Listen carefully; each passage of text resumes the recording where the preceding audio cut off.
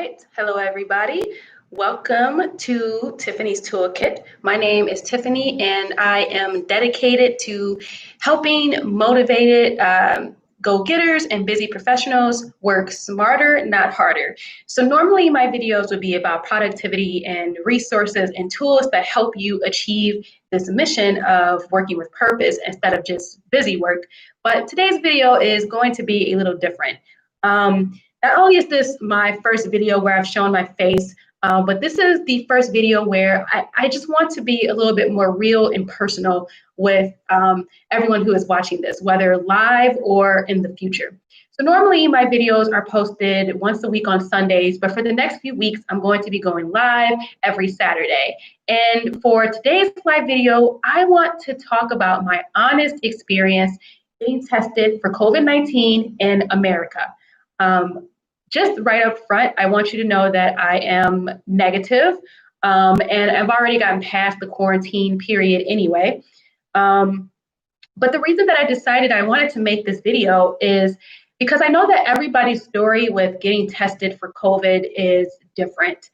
And I figured that my story might help you out if you want to get tested. So I'll go over my situation, I'll explain where I got tested and why I chose that place, how I got my results back, and then I'll finish by talking about, after getting tested for COVID and what that means for me.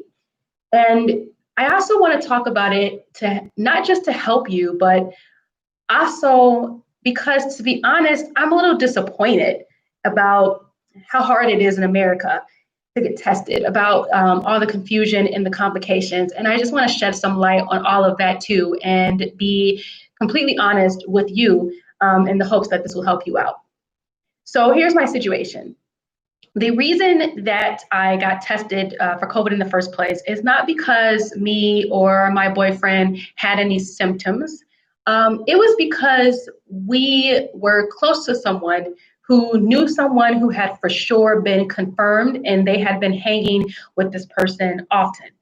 And so we figured it would be responsible and safe for us to get tested since we knew someone who had been in contact with someone who was tested. So with that in mind, we wanted to stay away from the regular hospital route, but I still went and looked up what it would be like if we had tried to go to the hospital.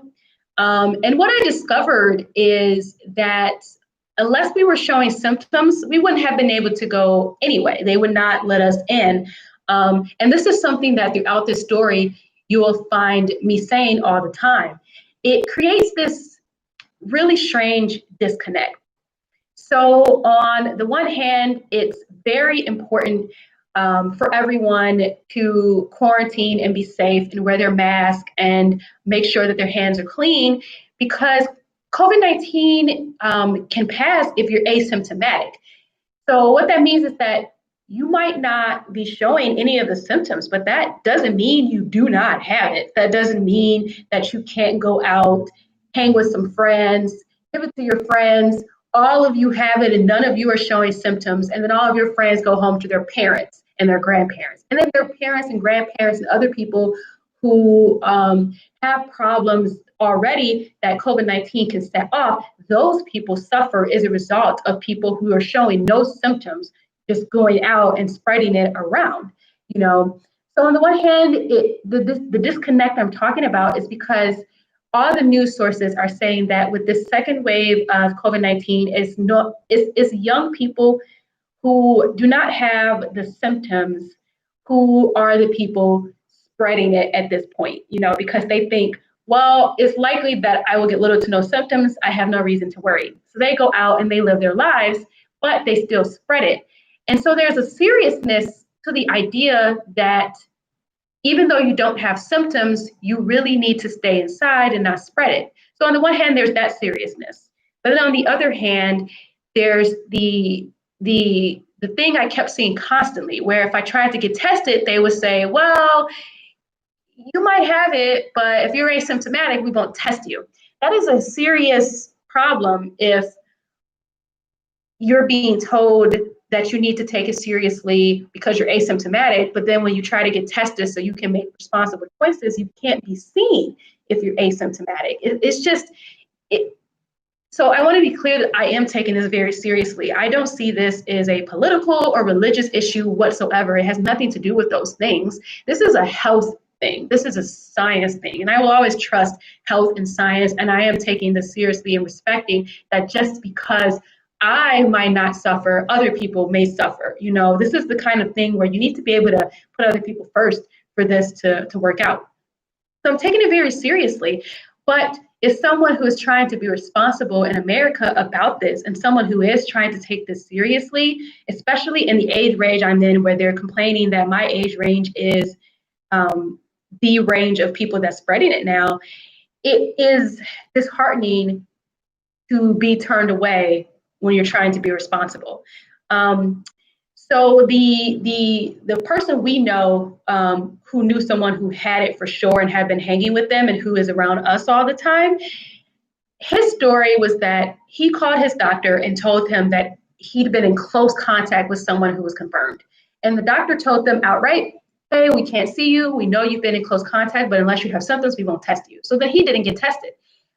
He just said, I'll just quarantine it out and that'll be that. But me and my boyfriend, we still wanted to be to get tested for our own sanity. I had been wanting to get tested, honestly, for a long time, just to know. I felt like it was my responsibility to understand if I had this so that I don't affect the people in my life who I love who might suffer if I have it, and it's always been frustrating to me that I just can't get tested no matter how much I wanted to.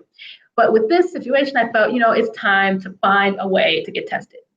So I didn't begin by trying to go to the hospitals. And the reason I didn't do that is because I knew, based off of that experience that my friend had told me about, that I wouldn't be able to go to the hospital unless I had symptoms. And plus, a thought that is powerful in the minds of so many people who want to get tested for COVID or are just afraid of the hospital in general. A lot of people have been avoiding hospitals because they feel like, and this is a very reasonable thought, they feel like if they go to the hospital and they didn't have it, well, they'll sure get it just by going there. And plus, there's also a feeling like the hospitals are overburdened with the people who have it for sure and who really need attention.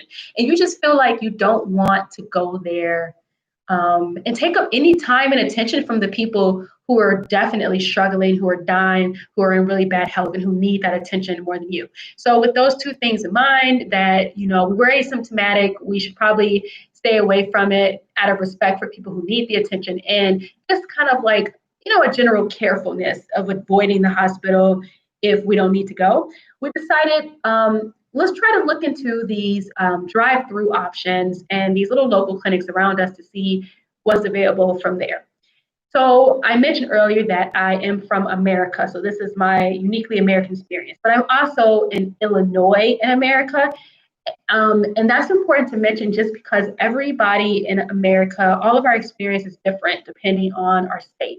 And sometimes it's not even just the state. Sometimes it's different depending on the county in your state. Like you have a totally different experience than Illinois just based off of your county.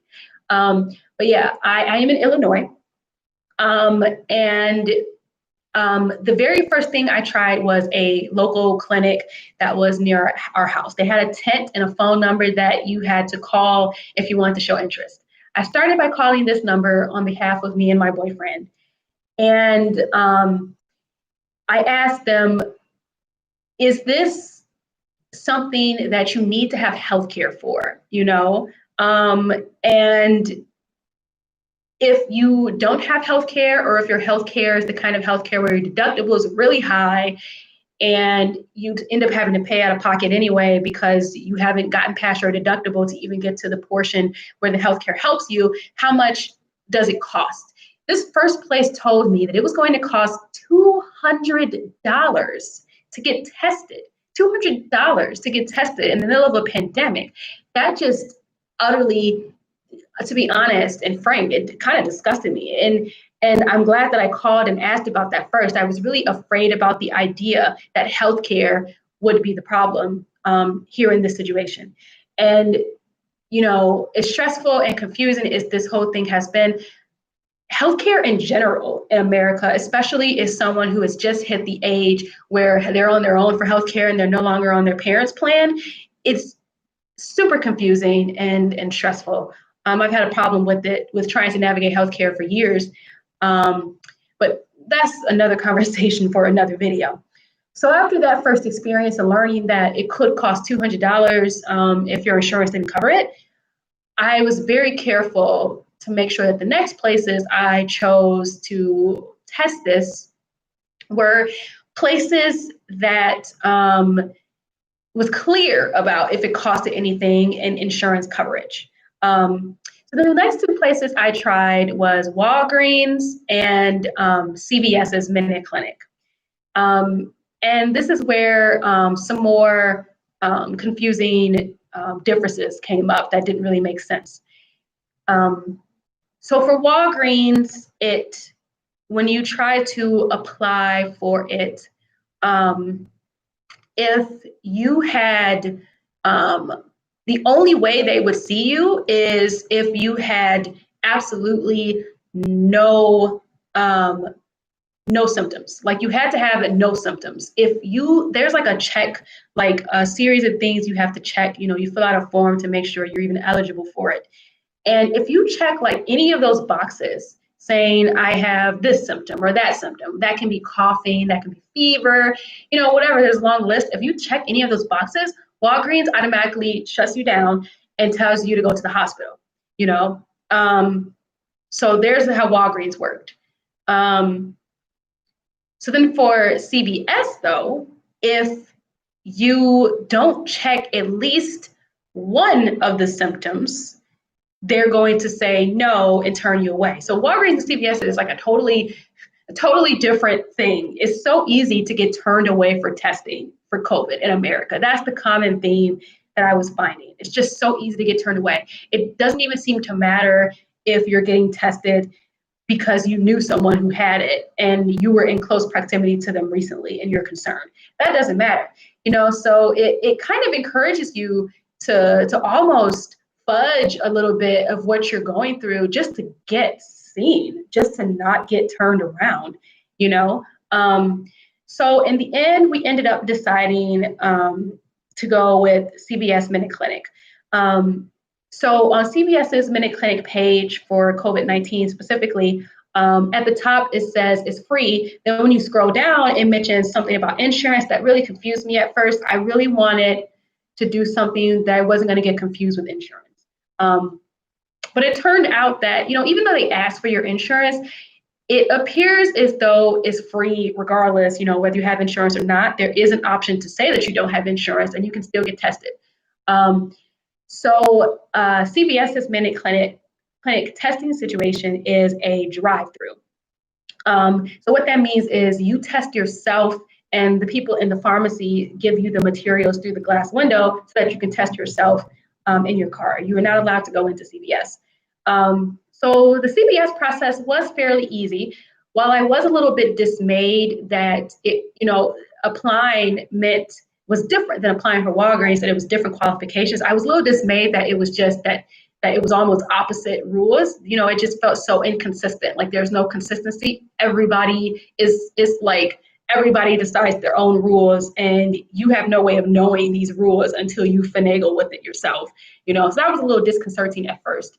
But after I got past that, CVS Minute Clinic wasn't that bad.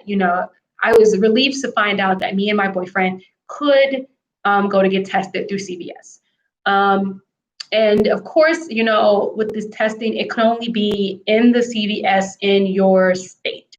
So if you're in Illinois, but you live really close to Indiana and you think, I'm just going to get a CVS in Indiana, that's not going to work.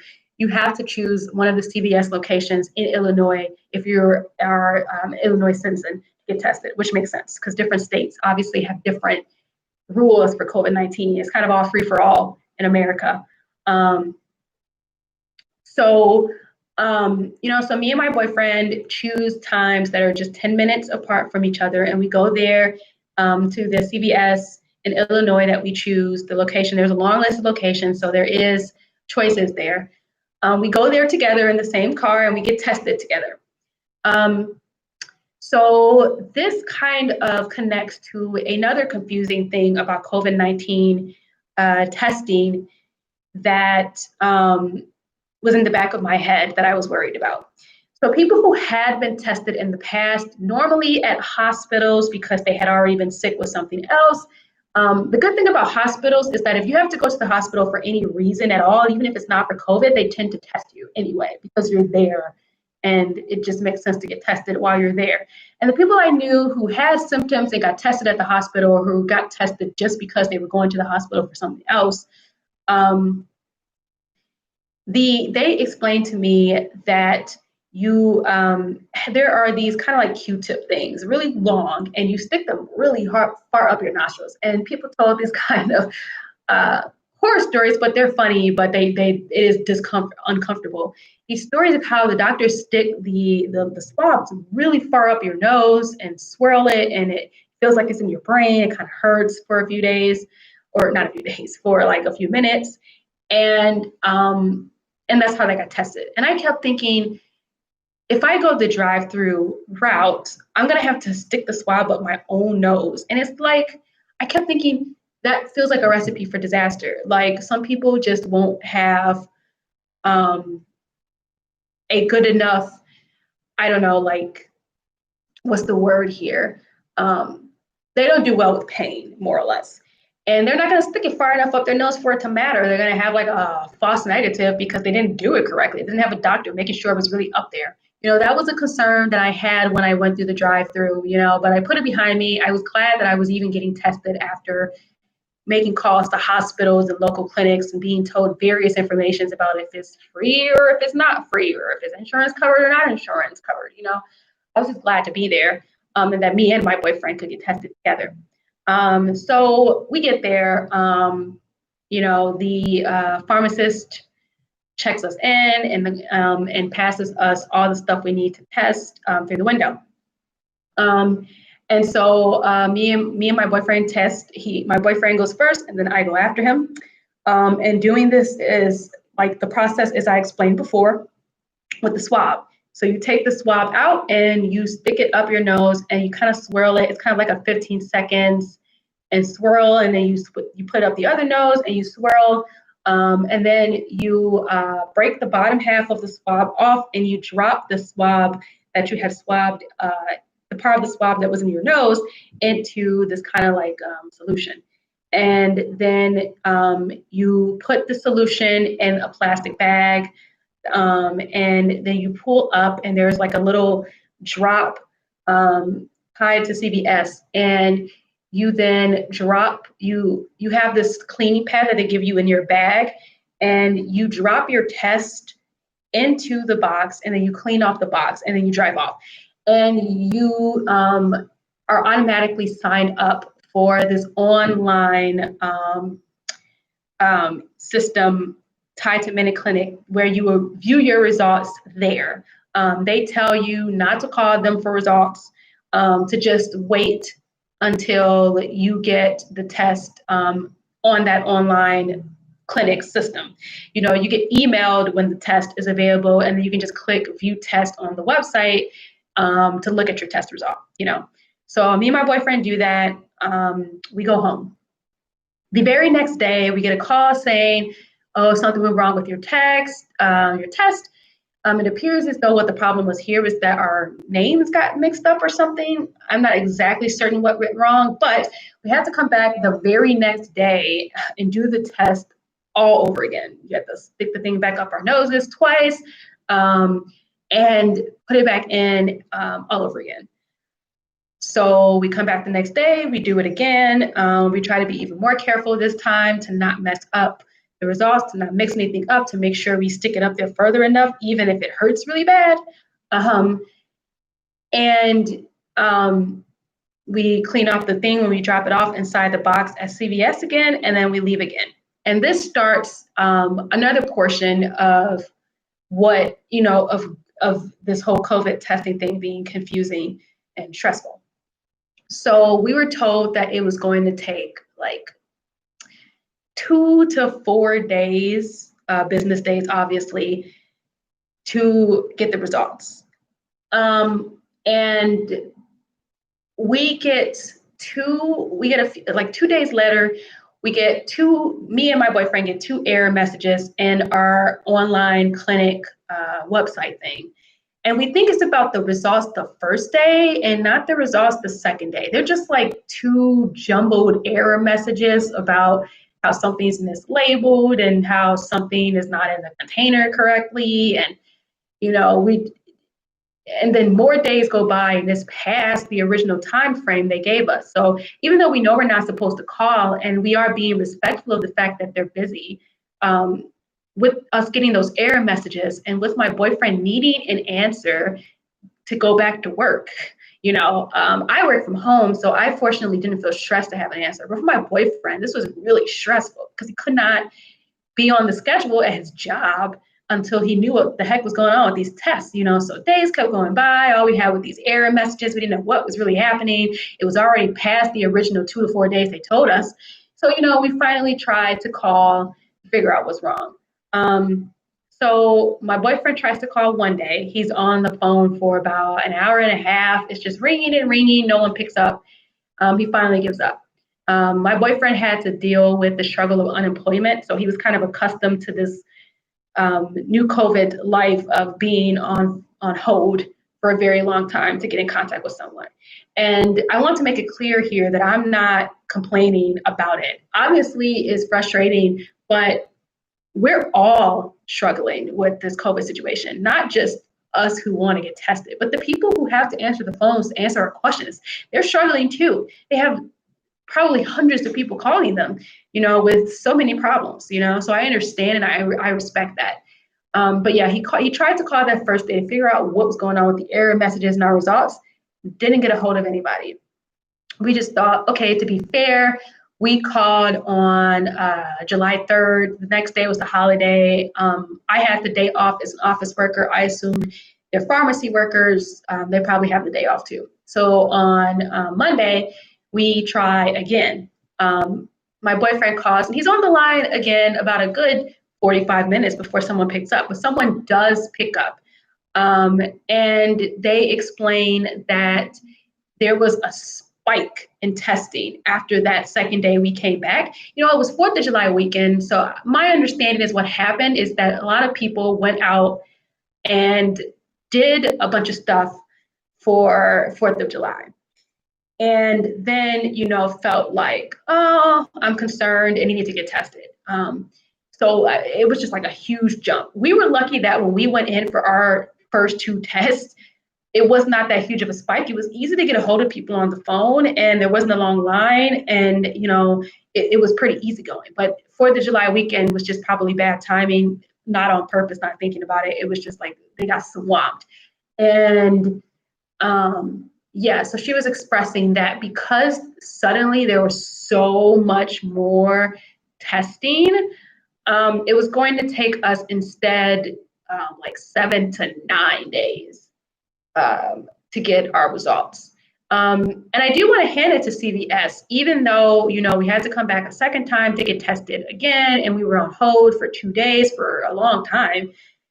After we finally got hold of them, they were really responsive and helpful, They went and they checked with the testing center. So what CVS does is when you take the test, they take your test results and they send it somewhere else to get the results for it. So after we called, they followed up with the center that they had sent the testing to, and they let us know that it had been received, but because of the spike, it just was going to take longer for us to get the results back. Then we got another message the next day following up on it to let us know too from them about the status. And then finally, a day, 2 or 3 days after those phone calls, we got the results. First, my boyfriend figured out he was negative and now he's able to go back to work.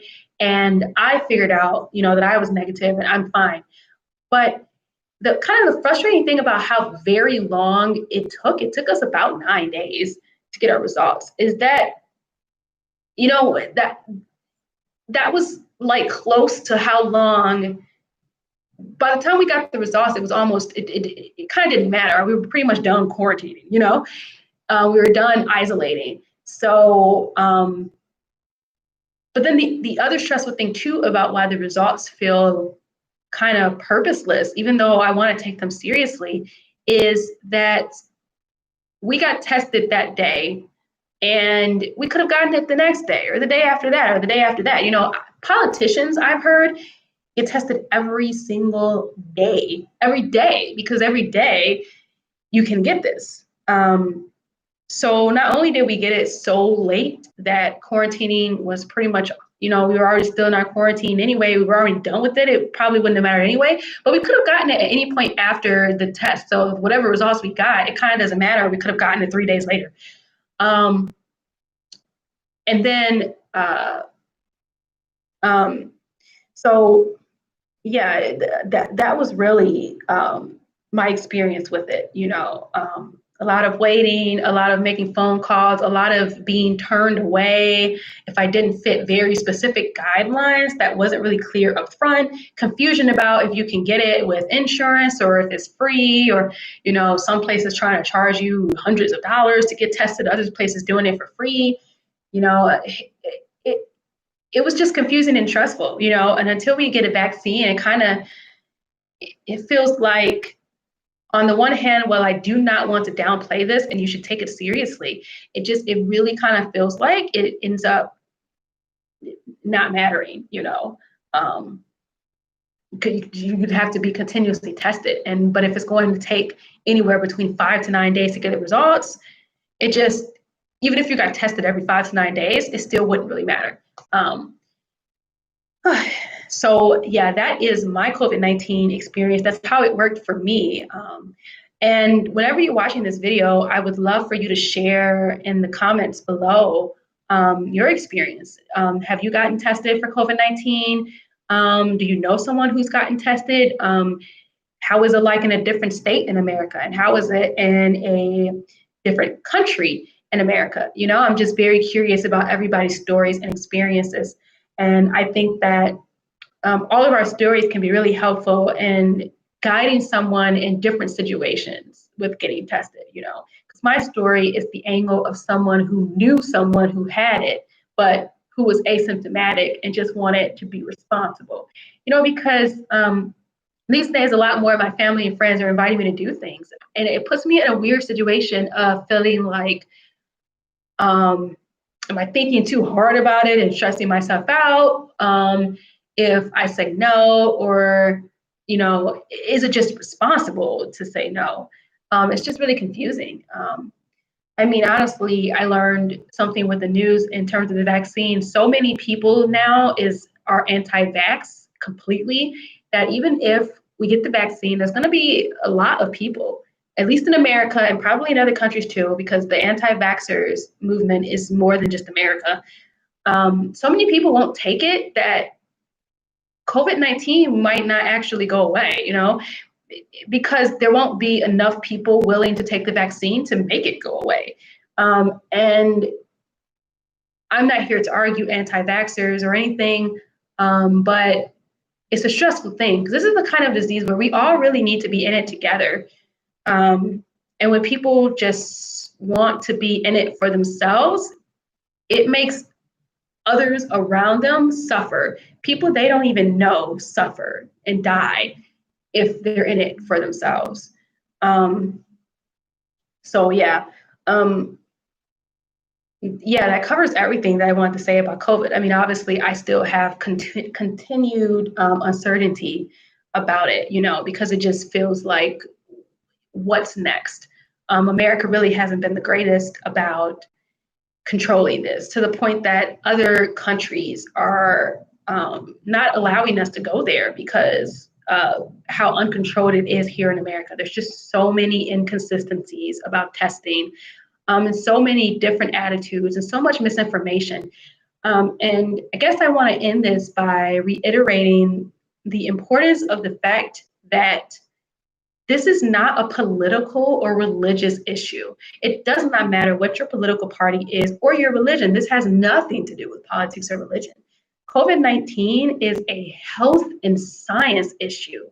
And when it comes to trusting the opinions of those about COVID-19, it doesn't make sense to trust what a politician or even a religious person says about it, because they're not the people in the labs studying it. They're not the people in the hospital trying to help you stay alive. They're just like you. Maybe they have a leadership role, but they are no different than you. They are just getting their information and giving their opinions. And they are not the people whose words should be taken in a situation like this. Like really, really in COVID-19, what I ask of everyone is just to try to find scientific and medical sources you trust, and take those scientific and medical those scientific and medical sources over politics or religion. These days it's hard for people to disconnect. It's like everything is tied to politics and religion, but sometimes things are not about politics or religion. Sometimes things are just human rights and survival. And in those cases, you have to disconnect your identity from those things and just think about the experts who are genuinely studying this every day and who are putting their lives on the line to help you stay alive. you know. Um, so yeah, my other live videos and my other videos won't really be like this one. This one is a really rare one. I just felt I needed to share and get this off of my chest, because I just thought it was so important that other people knew about my experience.